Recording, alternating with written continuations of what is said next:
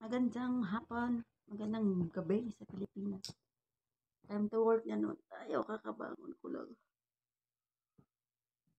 Ang bilis-bilis. Aray. Ang sarap pa matulog. Lalo na pag may katabi. Diyos ko Lord. Kailan pa ba ako makakahanap ng katabi? Matawag. Ayan, dito ako sa Magliligpit muna ako kasi kakabangon lang ng aking mga... Siyempre, before tayo magligpit, nagbihis-bihis muna tayo. Ito yung damit ko kagabi. Kasi sobrang lamig dito. Masyadong malamig. Ganun lang siya.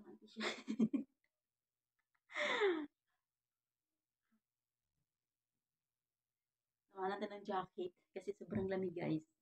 Sobrang lamig talaga, promise. Yun, ang lalamig ako. Ang sarap nun. Ang sarap pag may katabi na tulog na ganito kalamig.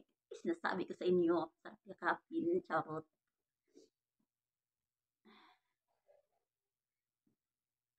Mag-jacket lang tayo. Baka papasok yung amo natin. Magliligpit-ligpit tayo mga idol sa ating higaan. Kasi baka mamaya sabihin nila, uy, ba't ganyan suot mo? Siyempre, pag tutulog tayo, dapat ganun ang suot natin. Di ba mga idol? Di ba? So, dito naman ang aking alaga na tutulog, yung alaga kong maliit. Di ba? Ito ko siya nilagay. Kasi sabi ko, pag doon ko siya nilagay sa tabi ko, hindi ako makatulog na maayos kasi nag-iingay pag natutulog. Nagdadamgo. Nagdi-dreaming. Ang aking alaga.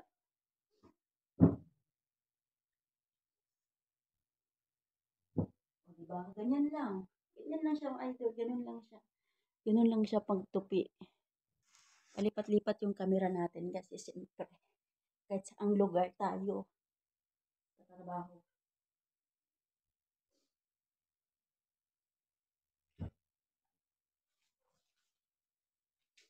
Halo-halo na yung mga natin dito, guys. Kasi kagabi, alam nyo ba kagabi, hindi na ako nagtrabaho. Pag uwi, tulog na ako. Pagod.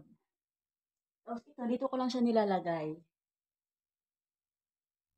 Ayan.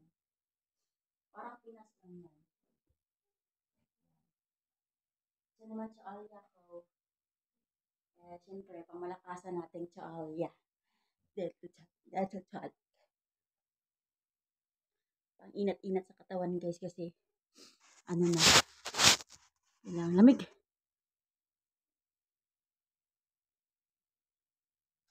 Napapansin nyo, ayan, yung towel ko, brown, at saka yung kumot ko, brown. O, diba? Mahilig ako sa brown. Brown.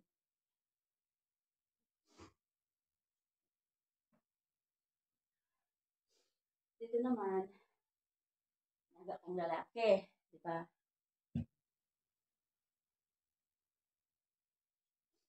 Ito lang naman yung kwarto ko dito.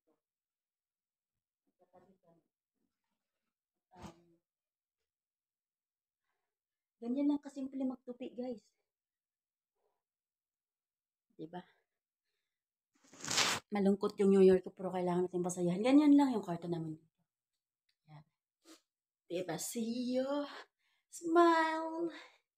Kailangan natin maging happy kahit magsi 6 years na tayo mag-New Year dito na walang kasama yung ating pamilya.